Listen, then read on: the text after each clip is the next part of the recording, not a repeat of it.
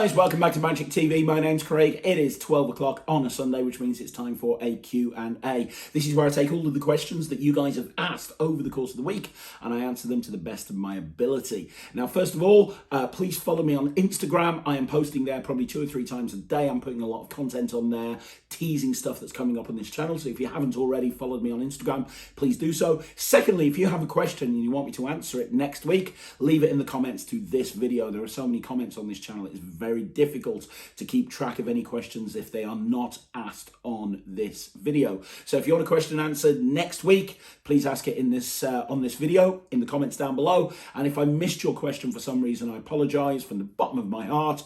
Ask it again and I promise I will get to it. So anyway, there's been some amazing questions this week. Thanks very much for again the continued. I'm getting lots of people suggesting names for Talk Magic and it's really helping narrow down who you guys want me to interview. So please keep them coming. But now, without further ado, let's get straight on with this week's questions. So the first question is by Mick Fitz. Hey Mick, and his question is, as someone just starting, how do you practice your tricks? I'm working on Dave's sugar routine. That's an amazing trick. It's the sugar routine by Dave Bonsall from Prop Dog. Which I love, even invested in an old paper money banknote, which cost me more than the trick itself, but it's helped me with the handling. My question is, do you have someone to practice on and trust with secrets to help with angles and that sort of thing? As you know, gimmicks involved in this trick is 90% confidence, which I'm struggling to build with just me in the mirror. Right, great question, Mick. What we're looking at here is how to practice effectively. And mirror practice is good. And by the way, mirror practice, the best way to do mirror practice is to get a 3-way folding mirror where you've got a mirror in front of you and you've got a mirror on either side, because then you'll see the angles better. So if you are going to do mirror practice, you've got to make sure that you've got one of those folding mirrors. But to be honest, I don't practice in front of a mirror. The best way for me to practice is to video my performance. Can't tell you the amount of times that I'll video something and then I'll watch it back and I'll video it from different angles. I've done that my entire career and it's really helpful not only to work out angles, but it's also really helpful to work out whether the trick works from a presentational point of view or not. And I talked about this very early on in the channel, but when I was first putting my illusion show together, I had the idea of presenting the crystal casket in a very different way. Now, if you don't know what the crystal casket is, it's a big stage illusion where there's a big see-through box, cloth goes over the box, pull, and a girl appears. And I had the idea of doing the crystal casket, but instead of just making a girl appear, I wanted to kind of do a version of Greg Wilson's opener in his stage show where he has an empty brown bag and he pulls everything that you need for a party from it. I had the idea of doing that. So I'll bring this box out and I talk about how to party in a box. I show the box empty, throw a cloth over it, and I'm pulling out pints of beer, full pints of beer. I'm pulling out party hats and party banners that I stick on the box and all this different stuff. And then the final line is, of course, what do you really need at a party? Girls. And you pull the cloth off and there's a girl. And I had the idea for this and I was like, this is the most amazing presentation ever. Why has no one ever thought of this before? And I spent weeks scripting it and coming up with the handling for it and working out how, and I'd probably spent about 50 quid in a party shop buying banners and party hats and all this different stuff. And I went to my rehearsal studio, I filmed the whole thing and I watched it back and I was like, oh my gosh, this is the worst presentation ever. And you don't realize sometimes you have what you think is the best idea in the world, and it's only when you look back at it that you realize it kind of sucks. So it's really important to film yourself and look back at it, whether you're doing close-up or you're doing stage. In terms of having someone that you can trust, I've got 2 thoughts on that. First of all, get yourself some magic buddies. Now, Greg Wilson talked about this in the interview that I did with him, and you can go back and watch that interview. It's on the Talk Magic playlist. He talked about when he's creating magic to have a creativity team, people that you can share ideas with and they can give you ideas back in return, and have like a super smart sleight of hand guy and a mentalism guy and this person and that person, and make sure they're not yes men. So make sure they're not the sort of person that just says to you, oh, it's brilliant, it's brilliant, it's brilliant, but that they're completely honest with you as to whether the the thing that you're showing them is good or not. Have that group of people, and I couldn't agree with Greg more. I have my creativity group of people. I have several magicians that I'll speak to about this sort of stuff, but regularly I'll meet up with, I've spoken about my friend Nemid Phoenix in the past, another guy called Alex Foden, another guy called Kieran Shepherd. I have regular sessions with them over Zoom where I'm showing them new ideas, and they will be completely honest with me. And some of my best ideas have come about as a result of showing these guys these routines and these ideas and saying, hey, I'm working on this, what do you think? Now, it doesn't have to be over Zoom. You can meet up with people in person. Or the other way is you can shoot a video. So you can just set your video camera up, film yourself performing a particular trick, send it over to them, and then say, hey, what do you think of this? Have a look at this. I want to know your opinion. And then, WhatsApp it over to this group. Create a WhatsApp group for all of these people. Send it over to them, and then they can WhatsApp you back. That's a great way to do it. Now, the other thing that I've done is I trust Sarah completely. I know that some magicians will not trust their partner with secrets. I trust Sarah completely and totally. She's been in magic her whole, well, not her whole life, but since she's known me for about the last 15 years. She's not I've said this before on the channel, she's not a magician, but she's definitely not a muggle.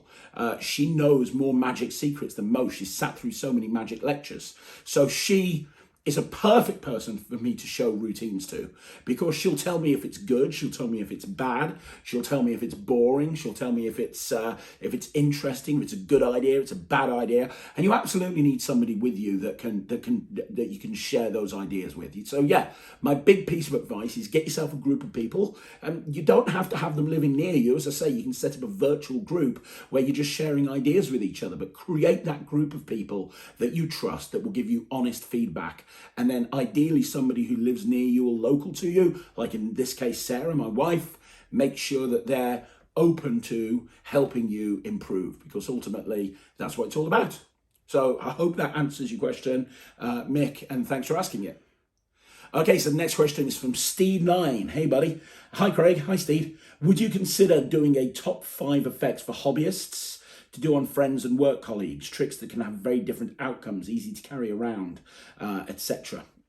Yeah, I think that's a great idea. I am actually doing a video at the moment, which I've filmed and I've got to edit, and it's all about everyday carry items. So it's all about stuff that you can carry around with you on a day-to-day basis that you can use. So yeah, I'm doing an everyday carry video, because my big pet hate is what happens if you haven't got anything on you, right? Well, this video is designed to showcase the best tricks that you can carry around with you, and you're good to go anytime, anywhere. But a video on top 5 effects for amateurs, hobbyists that you can do on work colleagues, that would be an interesting idea as well. There might be some crossover, but I think it could also be very, very different. Can't remember the name of the trick. Vic Pinto from Tricker Tape put out a videotape, a VHS tape with Simon Lovell many, many years ago. 2 videos. The first one I remember, it's called a dog-eared deck. And it was routines with a deck that's all mashed up, the sort that a layman would give you. And then the other one, I think, was called Office Party. And it was all routines that you can do in an office environment. So I think that's a really good idea. I'll do a video on like 5 of the best tricks that you can do in an office environment using stuff that you can find around the office. I'll get to work on that. Thank you very much, Steve.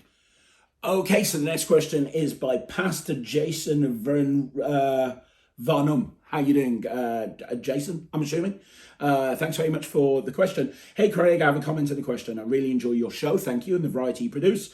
I'd love to hear you do a rant one time without cursing. Well, you know what? Maybe I'll do that one week just for you, Jason.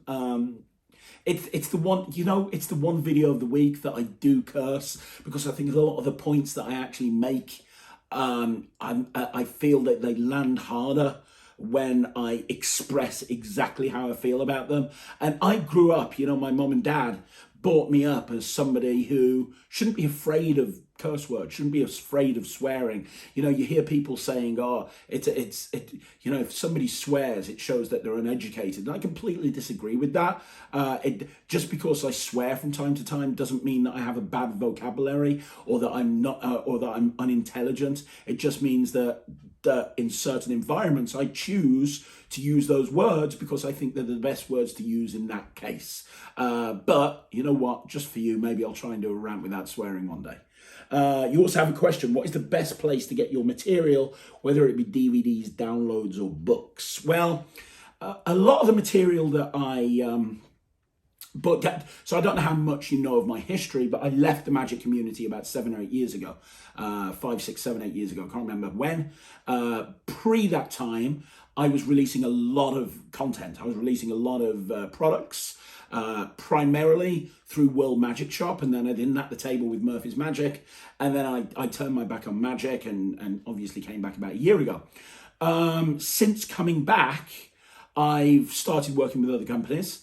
The stuff that I released back in the day, most of it you can get through dealers, because World Magic Shop put it through dealers and dealers would ultimately stock it. A lot of it's out of stock now because it's 5, 6, 7, 8 years out of date.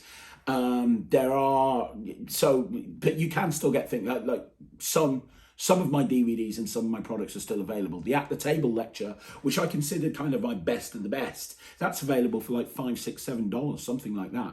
Now I'm working now with some production companies doing different stuff. So obviously I've just released a routine called Gossip. You get that from Alakazam. It's only available from alakazam.co.uk or alakazamusa.com.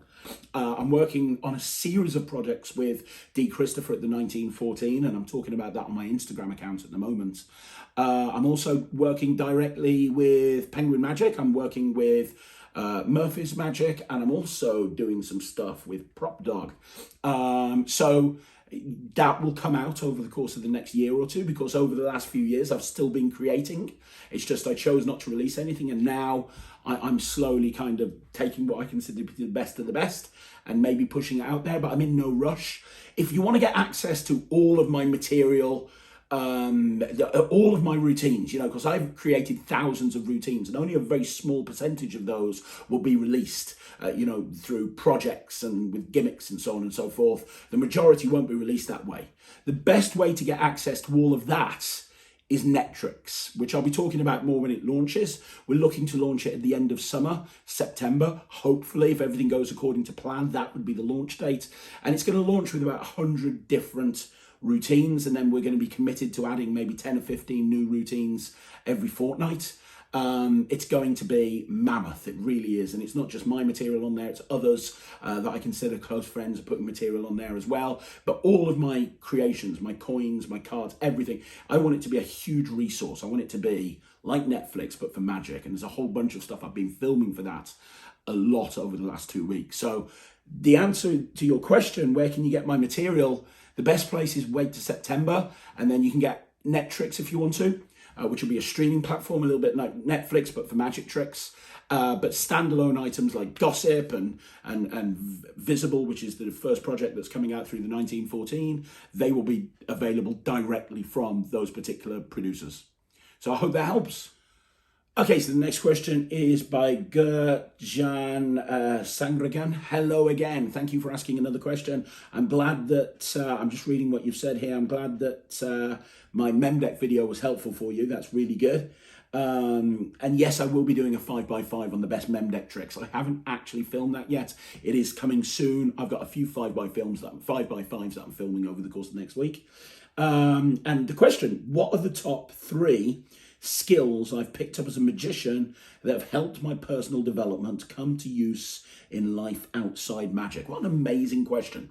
What skills that I've picked up as a magician have helped me in my personal development and I've come to use outside of magic? Well, I'd say the number one thing that I've learned as a magician is the ability to stand on stage and speak to people. Which is a skill that's very, very difficult to pick up. Public speaking is a very difficult thing to do. And I was very shy before I became a magician, before I decided to become a magician. I was a very shy person. I was very introverted. The thought of standing on stage and performing or speaking to people scared the living bejeebers out of me. And it's since being a magician that I have no problem. I can walk onto any stage now and I can start speaking immediately about pretty much any subject. And the reason is because I've done it as a magician in venues all up and down the UK and further afield. So I think the first thing would be having the ability to speak in public. The second thing that I would say is having the ability to speak on camera, because that's something that is very difficult for people to do. Just sitting in front of a camera like this and speaking directly to the camera, I know from speaking to business owners, it fills a lot of business owners with dread. Every business owner knows, or at least should know, that the way to increase their business and get more business and the way to run a more profitable business is to produce content. And video is the best content to produce, whatever industry you're in. And yet I see so many business owners that don't do it. And when I speak to them about why not, they say, well, I can't speak to camera. I hate speaking to camera. I have no problem speaking to camera, and that's because of my time on the Wizard Product Review. You know, when I started the Wizard Product Review and we started doing weekly shows with David Penn, every week I was sitting there in front of 20 or 30,000 people just speaking directly to camera on an unscripted show. So that taught me very, very quickly how to engage with people behind a screen. And that's helped me so much. Not just within magic, because over the course of the last year, I didn't have too much of a problem adapting to virtual shows because of the work that I'd done on YouTube and in front of a camera. I didn't have too much problem producing this content. One of the reasons people say to me, how can you produce so much content for Magic TV? One of the reasons is I rarely do a second take, rarely do a second take. I can just sit here and talk. Take this Q&A, for example. It is completely unscripted. It's not like I've looked at these questions beforehand and spent hours coming up with an answer. I don't think that's the best way to approach the Q&A. I think you want my unfiltered thoughts. And so the first time I saw this question was when I saw it here and I read it and now I'm answering it.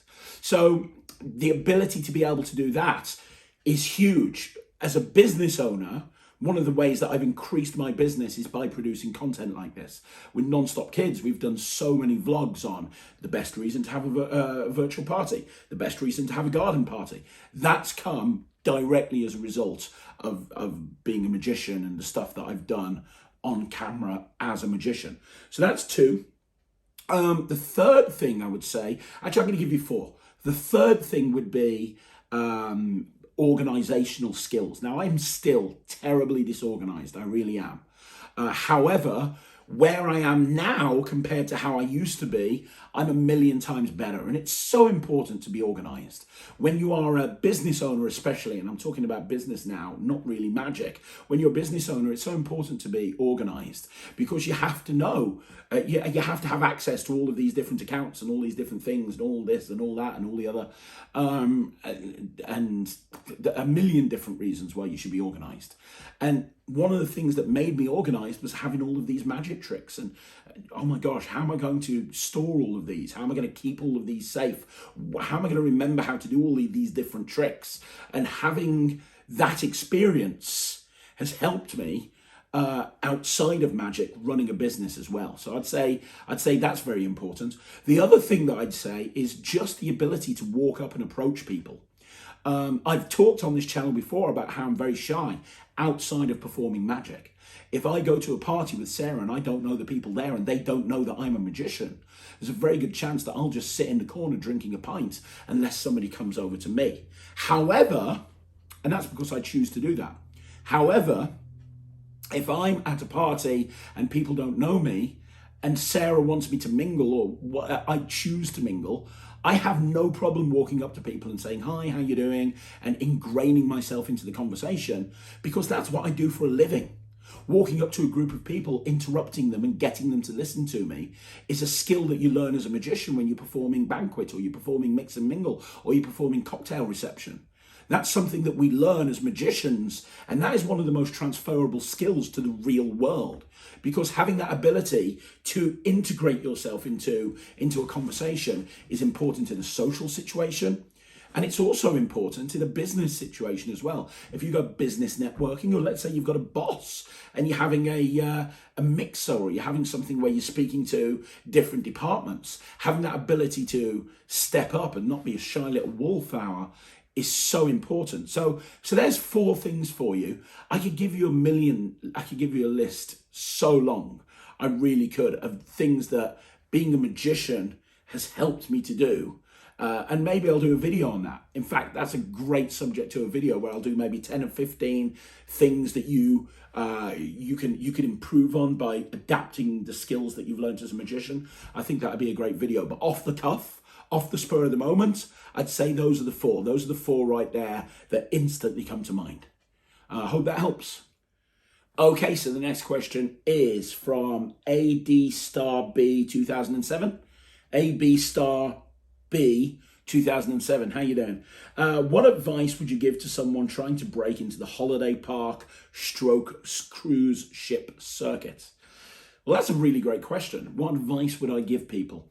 Well, I never really did the cruise ship market really that much. I worked the ships a little bit, but my thing was the holiday park circuit. So I spent several years touring holiday parks and getting good with my illusion show. And I honestly think that you have to go somewhere like that if you want to get good. It's one of the best places to go, whether it be holiday parks or whether it be cruise liners. It's somewhere you want to go to improve your act. But, and this is very, very important, you gotta have a decent standard to begin with, and let me explain why.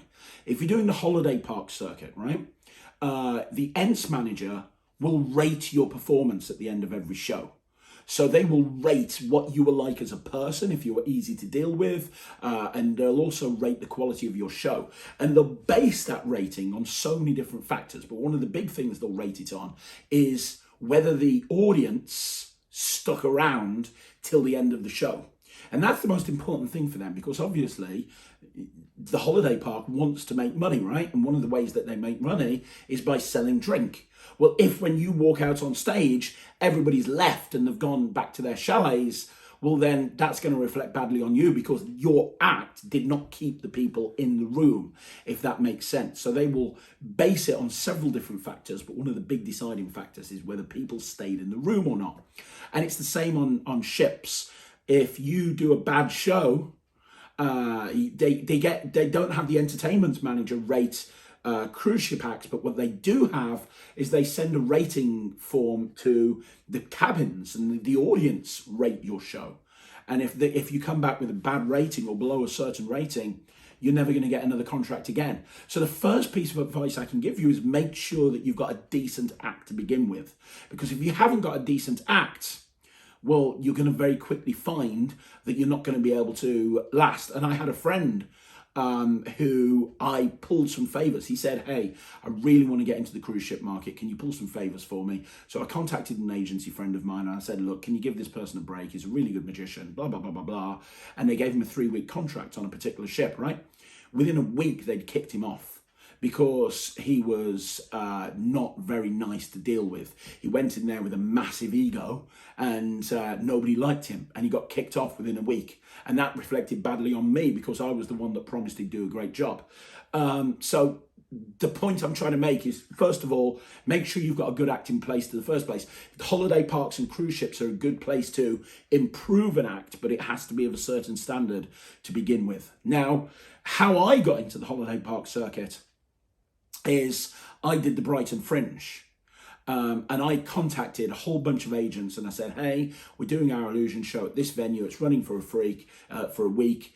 I'd like to comp you some tickets. And we had an agent come along who, we had a few agents, but one particular agent came along that dealt primarily with holiday parks, watched the show, and then afterwards contacted us and gave us a contract for a year going around all the holiday parks. So even though it cost a lot of money to do the Brighton Fringe, that was worthwhile doing to get onto the radar of the agents. And really, that's what you need to do. You need to figure out who the agents are that represent the various different cruise liners and who the agents are that represent the different holiday parks, and you have to get in with those agents. One of the ways to get in with those agents is to do showcases. Now, a showcase is where you have a 6 or a 7 minute act, or at maximum a 10-minute act, and you contact an agent and they'll put you on their showcase where they're presenting their best acts for various different bookers of holiday parks, bookers of corporate bookers and people like that, and you'll present your act, and if a booker likes it, they'll contact the agent and the agent will then pass the work on to you. The problem there is getting in with the agent, and you have to show that they trust you enough to put you on that showcase, if that kind of makes sense. So you can get in with an agent and you can get put on a showcase. There are national showcases that you can enter yourself into, where there's agents and holiday park bookers and cruise liner bookers watching. I haven't done showcase in years, but from memory, going live, I think it was called, in Blackpool and London, they were two examples of that. Now it's going to cost you money to get onto those type of public showcases, but it's a good one to do if you think you've got a show that's ready. But the important thing with showcases is you need to stand out from the crowd. You can't just go and do the same thing that everyone else does. You can't go and do the vanishing bottle. Even if you do the vanishing bottle differently, and you do it and it brings the house down, the people that are sitting there watching these acts on these showcases have seen a million magicians. They've seen all of the standard tricks a million times. They're looking for something fresh. They're looking for something different. They're looking for something new.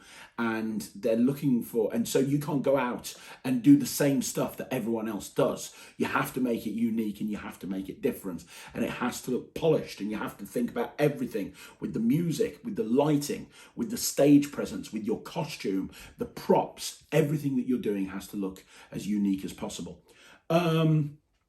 Outside of that, the other thing is you want to, with regard specifically to cruise liners, RSVP, which is Russ Stevens production company, he put a DVD out, and I'm pretty sure it's still available on his site. It might be available as a download now, I'm not too sure, but it was all about how to get cruise ship work. Now it's a little bit older now, but that information is still valid.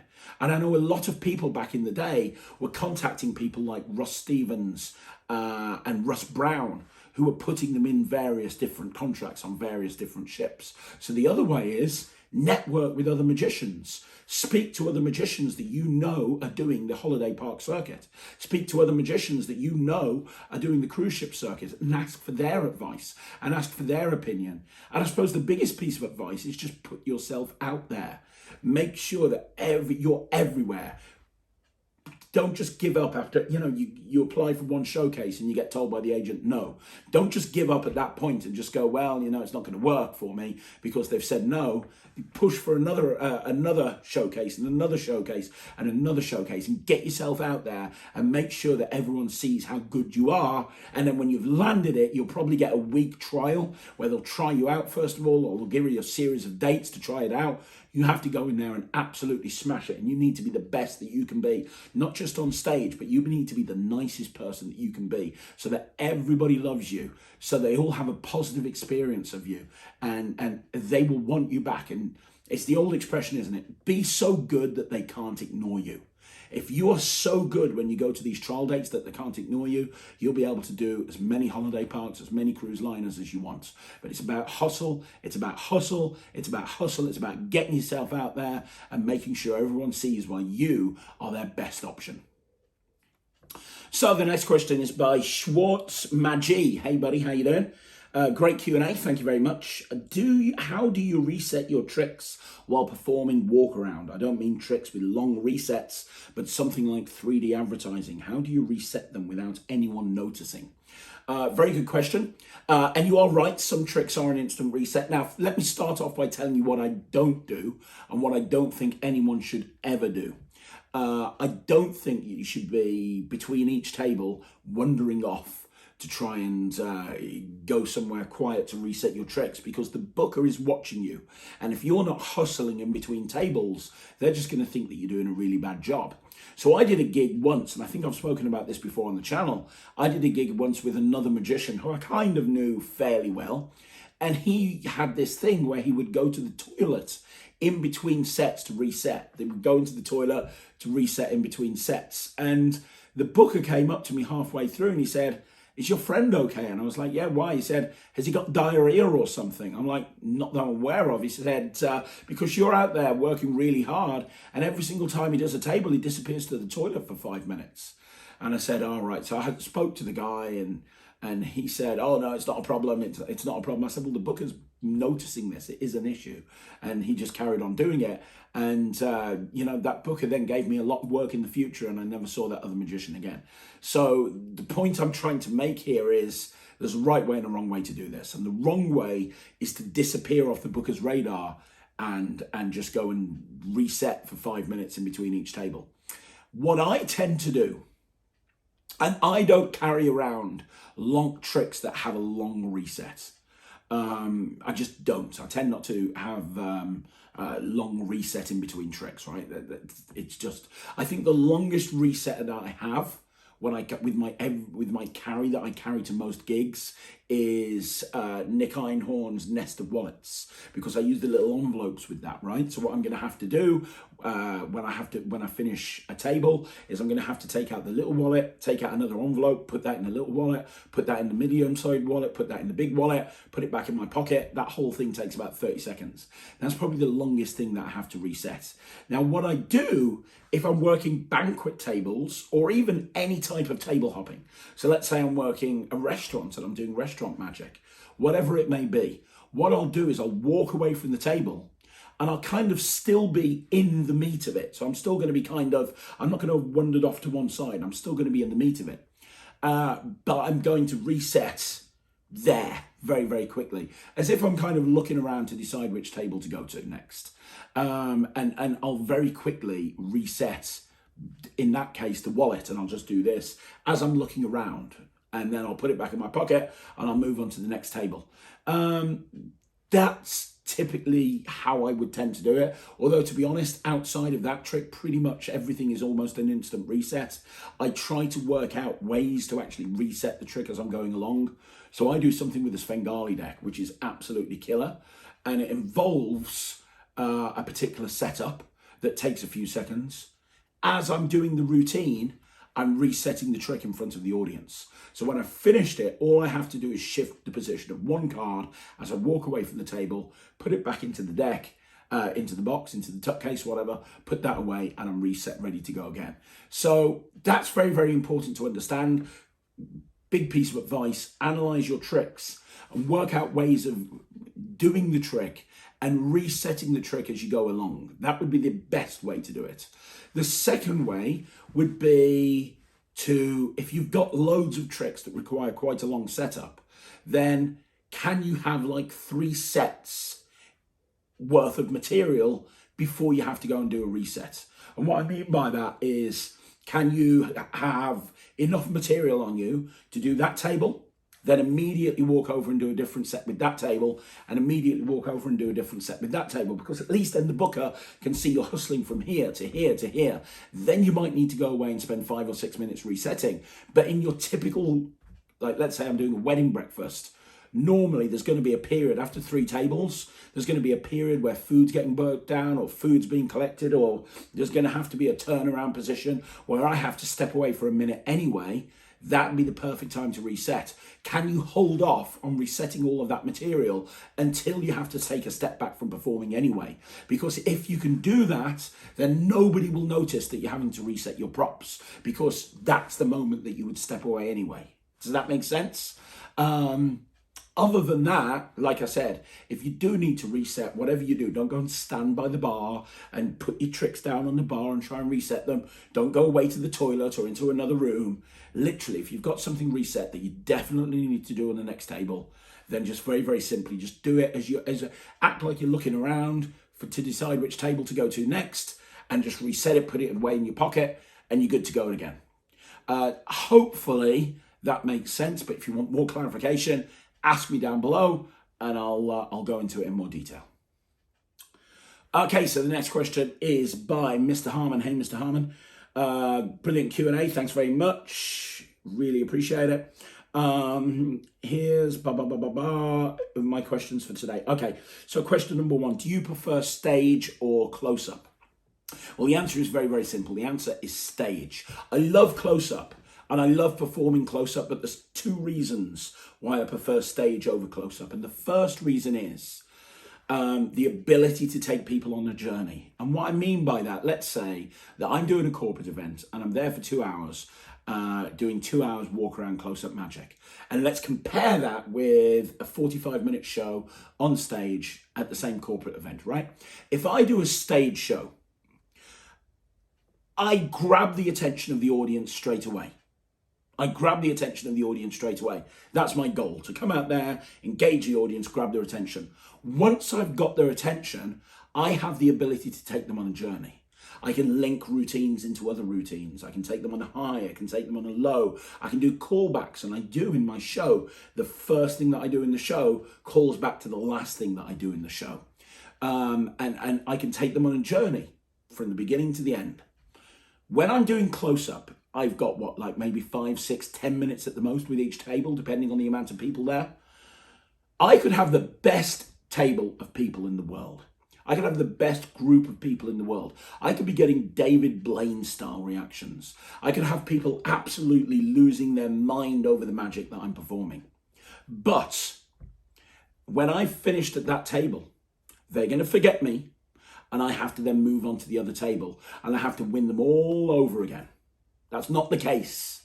That is absolutely not the case with stage magic. With stage magic, I walk on stage and I have them in the palm of my hands. So, and I can just take them on a journey. So I don't like having to constantly win people over again and again and again.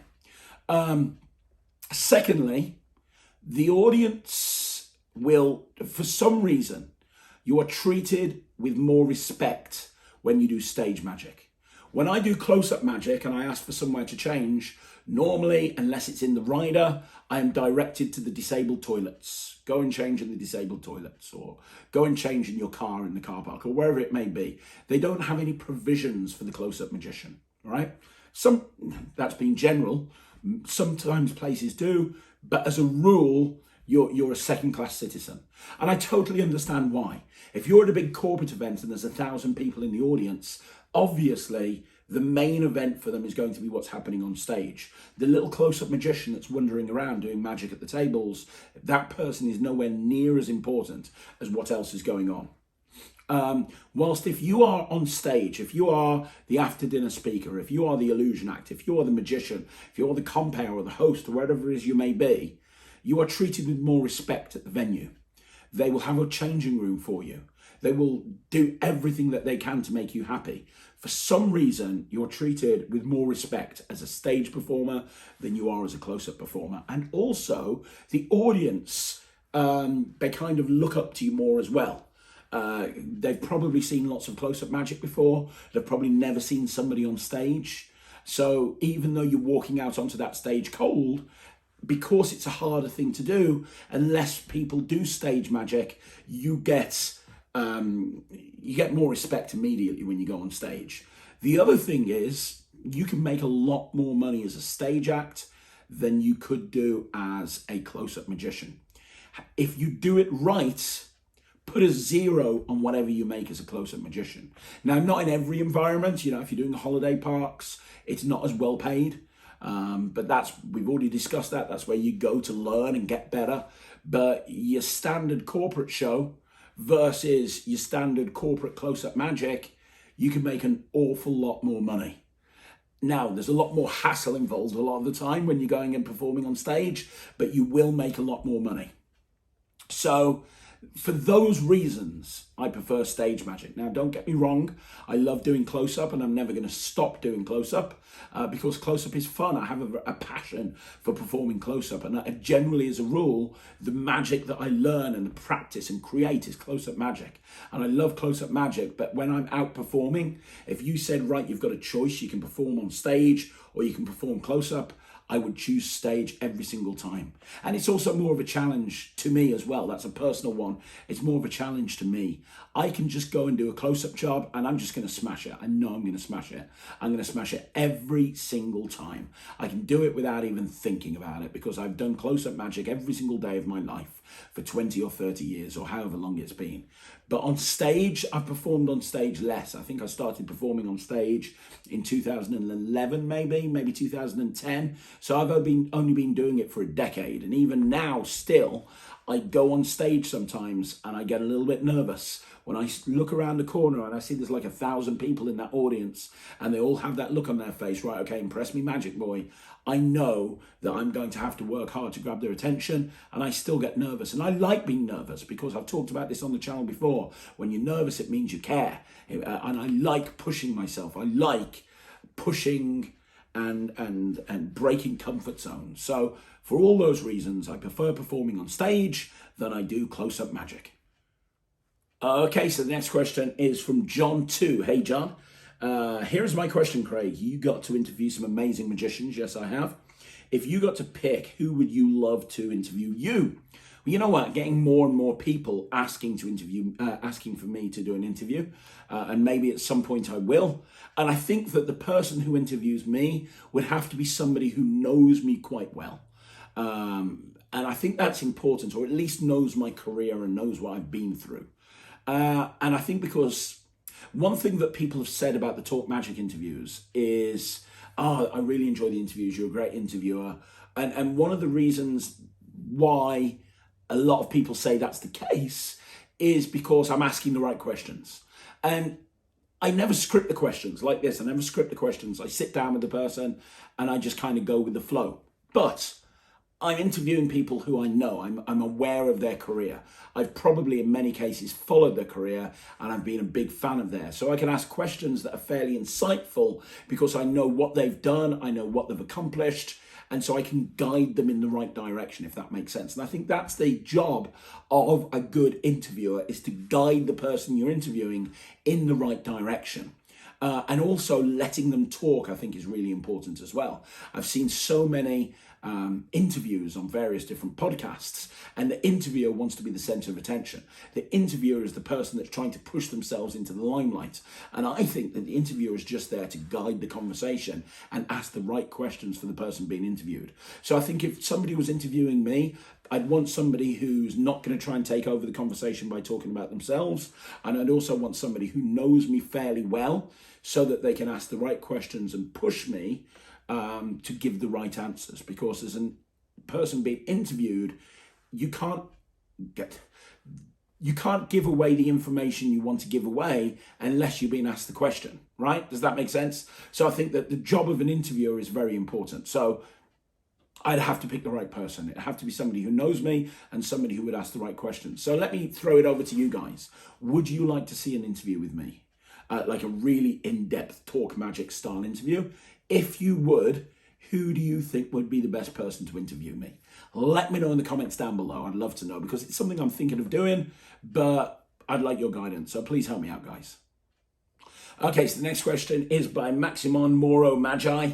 And Maximo asks, I can't decide between two magic wallets, the Real Man Speed Loader or the F.P.S wallet. What do you think? Well, for me, the absolute best card to wallet, and the one that I'm actually using right now, is the F.P.S wallet. I've got 5 or 6 different routines with it. I absolutely love it. I prefer the Shadow wallet for my everyday carry, but that's not a card to wallet. If you're talking about a card to wallet, which seems like you can comparing right now, if you're looking at a card to wallet, for me, hands down, there is nothing better than the F.P.S wallet. So I would personally go for the F.P.S wallet by Brent Broad. I've done a few videos on that wallet over the last few months, including a card and a wallet routine, which is based on my card and the box routine, which works really well with the wallet. So I'd go for the F.P.S wallet. That's my opinion. Yeah, out the two of them, that's the one I'd go for. Okay, so the next question is again by Mr. Harmon. Hey, buddy. And the question is, how did you get into Magic? And what made you come back to Magic after leaving the Magic community? That's a very long question that we're not going to get into too much right now. Suffice to say, I was always interested in performing, but I was never really that interested in Magic. My origin story is not the typical one of a magician pulled a coin from behind my ear. I was interested in Magic, but I was interested in performing. Found Magic kind of boring. And I was a redcoat at Butlins. So I went to Butlins as a redcoat. And whilst there, I got a chance to meet a magician. And that magician's name was Ulysses.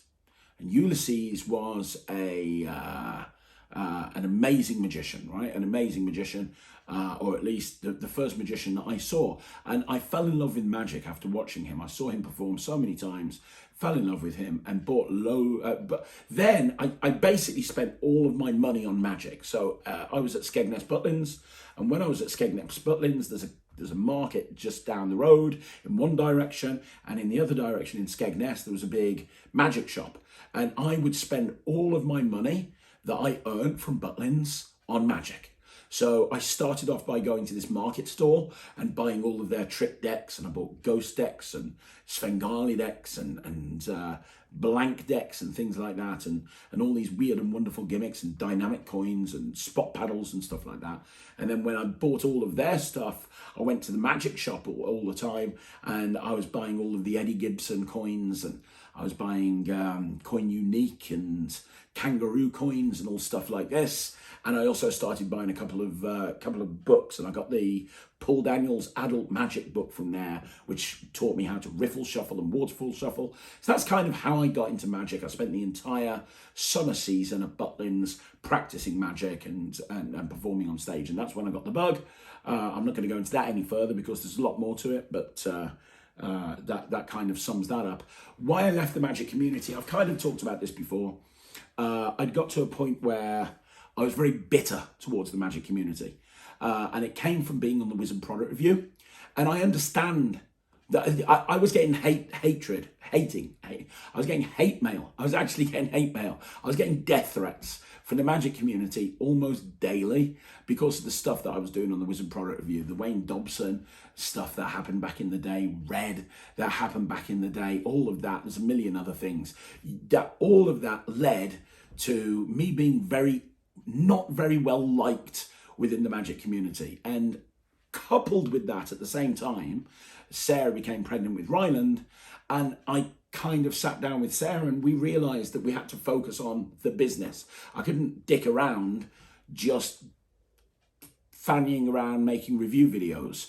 I had to actually go and make something of myself, because at the time Sarah was a deputy head of a very large primary school, so she made good money. She covered both of us, and although I was going out being a professional magician, I was not charging very much and I wasn't doing that many gigs.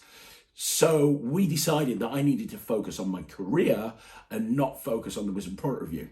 And that's when I kind of stepped away from the magic community so I could put all of my focus into building a business, which is what I did. I built 2 different companies, which became very, very successful. And that's the main reason why I left. I felt like there was so much hate in the magic community, and I was getting it all of the time, and I had to focus on my business. The reason I came back, there's a few different reasons. One of the reasons is Ryland got into magic, and I wanted to start taking him to magic conventions. In order to take him to magic conventions, I kind of felt like I had to come back into magic, because I didn't want to be taken into magic conventions and have people go, oh, that's Craig Petty, I know who that guy is, he did this, he did that, he did the other. So I wanted to kind of clear my name. I'd also grown up over the last few years focusing on building my business and being a dad and being a husband, and not getting involved in the political bullshit that came about with being on the Wizard Product Review meant that I kind of grew up. And also the businesses were very successful, so I didn't have to work as hard as I did back in the day. One of the main reasons I left the community is because I needed to work 24/7 at building an income. The income was there now, and I had more free time, which meant that I could choose to use that time how I saw fit. And I love magic. I always have, I always will. So coming back into the magic community made sense. Also, because I'd kind of spent the last few years away from there, I'd still been creating, I'd still been coming up with tricks, and I felt like I had something to give, and I felt like I wanted to give back. I didn't want to do what I did back in the day with the Wizard Product Review, which is basically just trash people and trash people's tricks and trash people's opinions. I wanted to start trying to help people. I wanted to try and impart knowledge that I had that I thought could help magicians, and I wanted to try and give back as much as I could, which is one of the reasons why I set up this YouTube channel, because I thought, well, the best way to do that is to put videos out on YouTube. It's also the reason why I wanted to rejoin the Magic Circle, because I felt that I wanted to give back to magicians, and in the UK, the Magic Circle is kind of the place where magicians hang out. And I thought, well, if I can go back into the Magic Circle, maybe I can get involved in the Young Magic Circle. I can help young magicians. I've got a lot of advice to give. I've got a lot of stuff that I can do to help people. And I'd love to be able to be in a situation where I can do that. Now, obviously, that hasn't panned out. You know, the Magic Circle don't want me back in. It is what it is. But that was my reason for coming back. I'd grown up. Ryland has grown up a bit. And I felt that now was the right time. And I feel that because I've grown up and because I've accomplished a lot away from magic and the business has been very successful, I've learned a lot and I'd like to pass that information on to other people. And that's where it is. That's why I left. That's why I came back. And that's how I got into magic. That's the very abridged, short version, Mr. Harmon. Okay, so various people have said they want to see interviews with various different people. I will make all of those happen. There's not a single name on that list that I haven't thought of. So I'm absolutely going to make that happen. Oh, other than Sean Mann, he said Pop Hayden. Brilliant idea. He's one of my favourite magicians. I'm going to add that to my list. Other people have said that they want to see 2 particular videos, which I'm going to be working on. They want to see a performance of love cards, which I have done for you guys. So that's going to be coming soon on the Magic Live. Look out for that. And also you want to see a video on launching a product and a video on time management. I will put both of those videos together. So the video on time management, I'm going to, sounds ironic, but I'm going to have to find the time to do that because that'll be quite a long video, probably be 20 minutes, half an hour. I'll tell you everything I know about time management. The product launching one will be even longer because that's going to be very in-depth and I think it's going to be very niche. Not everybody is going to want to know about that information, but I'm going to tell you everything I know about launching and promoting a product. So I'll start working on those too. The love cards one is done. That's going to be going up on Magic Live soon. So all of that stuff, I'm kind of encompassing all of this. Excuse me. I'm encompassing all of this into one question. So all of this stuff that you guys have asked for, I'm absolutely on it and I'm going to make it happen. Okay, so the next question is by Ablo Fluido. Hello, buddy. How you doing? Question for next week. Do you have any advice for thinking like a layman when assessing a trick? I find it really hard to see a trick as a non-magician would see it. Do you have any advice on this? Yeah, I mean, it is very important to think like a layman, not like a magician. And I think it is very difficult for a magician to do that because you do think like a magician a lot of the time. 2 pieces of advice that I would give you on this is first, find a layman. You've got to have a friend who's a layman. Say to them, hey, I want your advice. And you can do it over Zoom easily. That's the world we live in now, right? So you can do it over Zoom or you could meet up with them for a coffee. But think of somebody you know that you can trust. And when you've got an idea for a trick, show it to a layman. But make it very clear to that layman, look, I want your honest feedback about this. Don't stroke my ego. If you think it's great, tell me if it's great. If you think it's terrible, tell me if it's terrible. If I ask you specific questions about the trick, please don't feel like you can't answer those questions if in case it offends me. I need your honest opinion because if you don't give it me, somebody will at some event down the line and I'd rather have it come from you. So pick somebody who's not afraid to speak their mind, that is a layman that has no magical knowledge or ability at all, and have them become your confidant. That's the best way to start looking at tricks like a layman, by actually finding a layman that you can actually get information off. Outside of that, the other thing that you can do is you can just video the trick and watch it back again and again. And watch it back.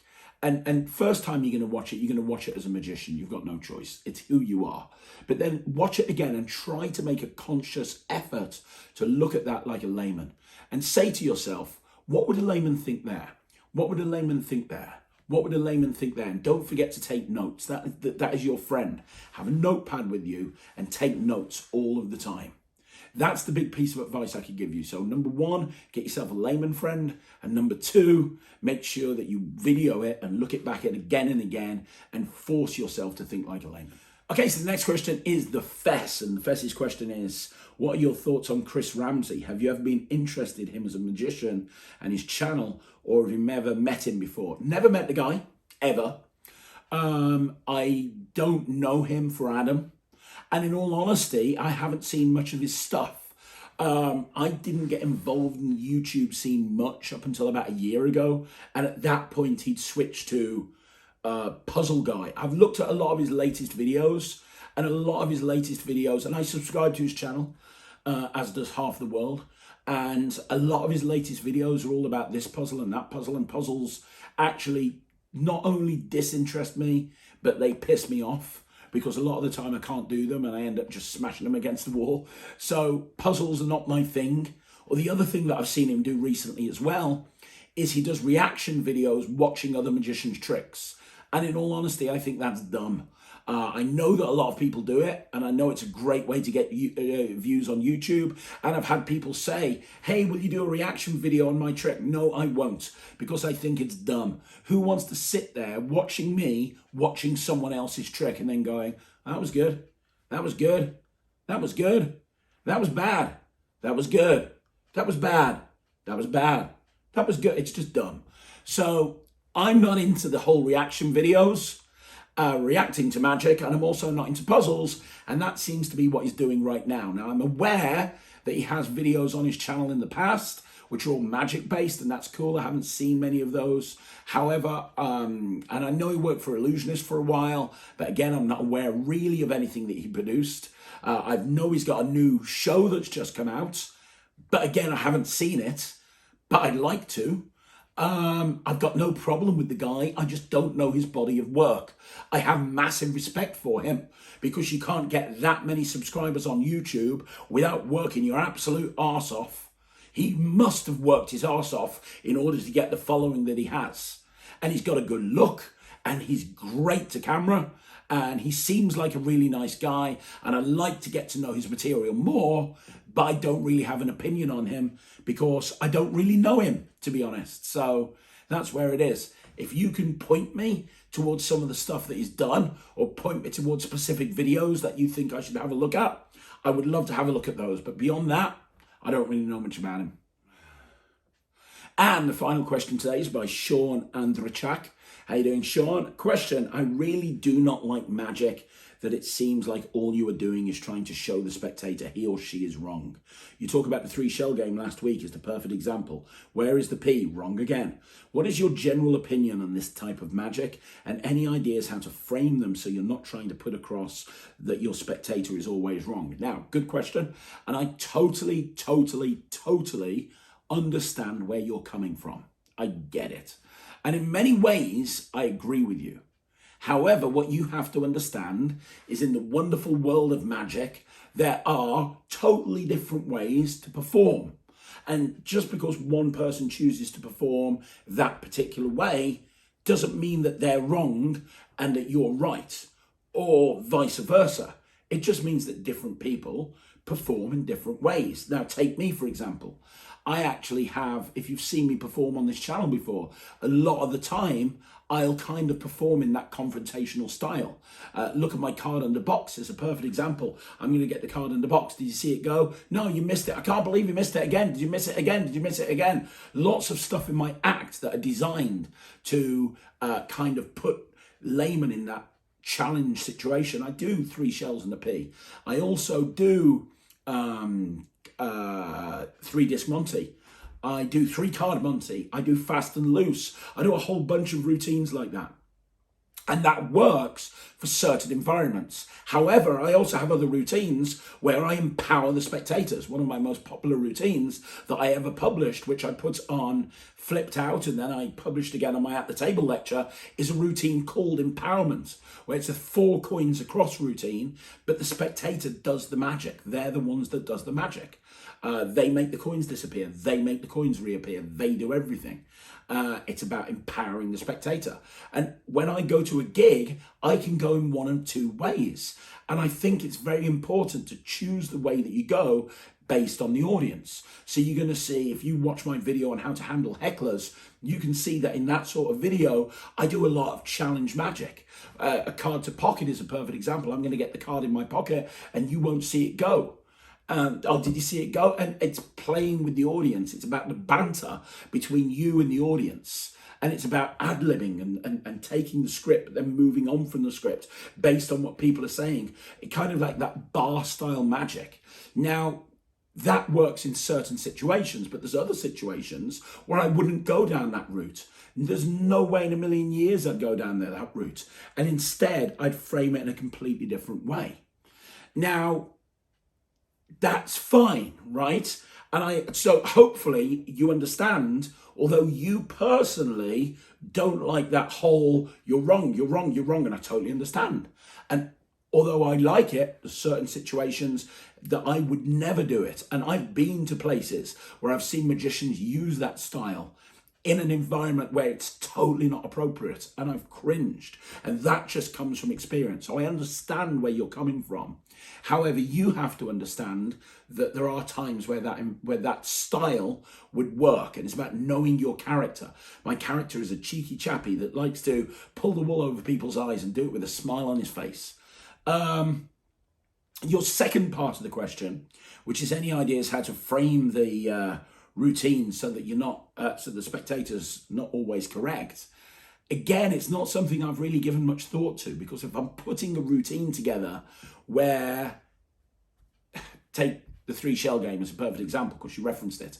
If I'm doing the 3 shell game, I'm not going to try and make an effort to make the 3 shell game about empowering the spectator, because that's not why I'm performing the 3 shell game.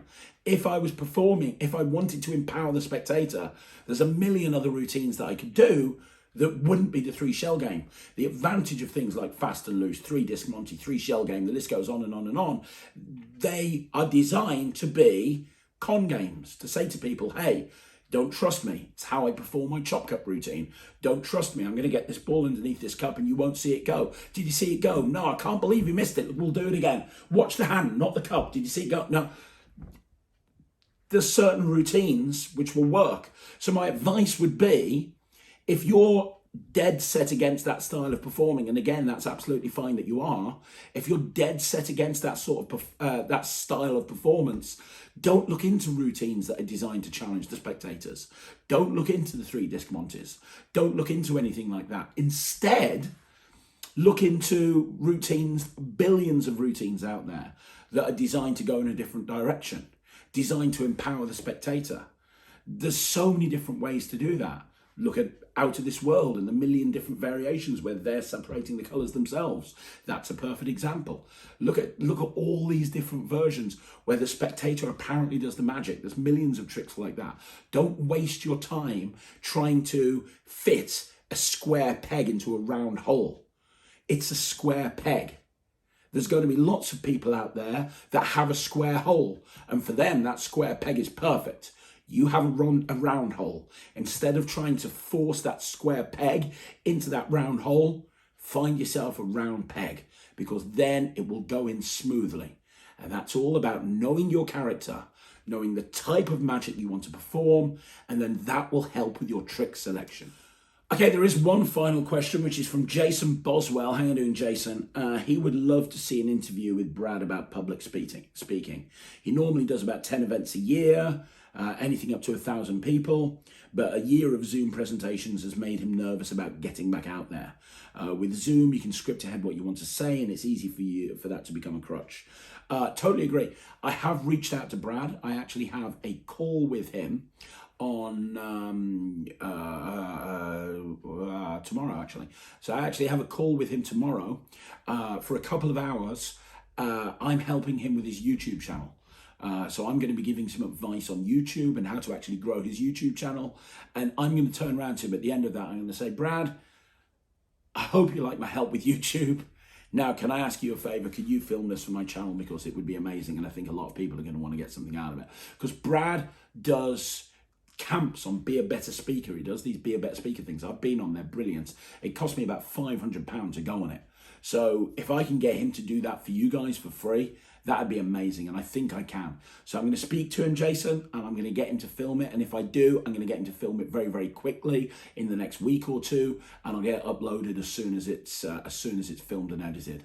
But I'll keep you guys updated on Instagram, and I'll keep you guys updated on the community tab on the YouTube channel. So there you go, guys. That is another Q&A in the bag. Let me know what you think in the comments down below. I love reading your comments. I really do. It means the world to me. So if you have a question that you want to have answered, leave it in the comments to this video. I'm going to get to it next week, I promise. And also, I've said it before, I'll say it again. If you haven't already followed me on Instagram, please do so, because I'm putting unique content up there every single day.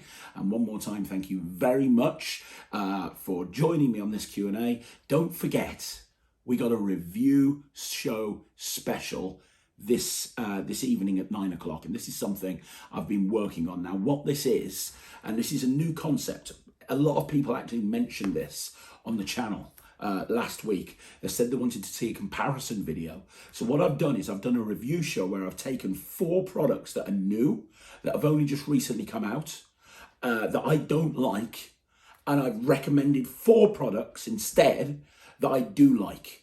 And I perform the tricks that I do like. I talk about the tricks I don't like. I talk about why I don't like them. And then I point you in the direction of where I think you should be spending your money instead.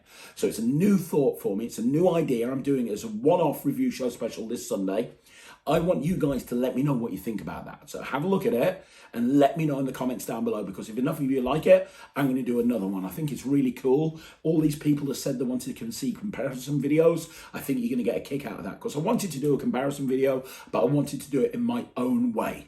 And I think that what I've managed to put together for this Sunday evening is the perfect solution. So it's at 9 o'clock tonight, so it's in a few hours.